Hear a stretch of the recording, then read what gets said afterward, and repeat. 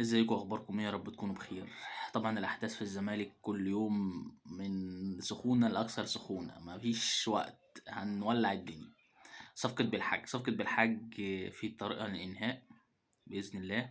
لعيب كويس ولعيب مجتهد، بس عندي مشكله ان هو في ابراهيم نضاي في نفس المركز، فانا شايف ان هو لو هيلعب 10 وابراهيم نضاي هيلعب، انا شايف ان اتنين نستفيد منهم في قلب الملعب، اتنين كواليتي عالي، اتنين مميزين.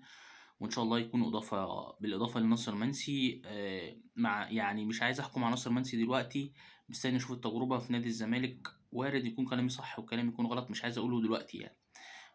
ندعم اللعيب، لعيب لسه جاي جديد، ندعمه الفريق وندعم وجوده، وان شاء الله يكون اضافه لنادي الزمالك. اخر حاجه، امام عاشور يا جماعه، الناس عماله تقول وتعيد وتهيد وقصص كده كتير. اللاعب والله اللي عايز يقعد اهلا وسهلا بيه، اللي مش عايز يقعد احنا مش عاوزينه، مش هيفرق معانا.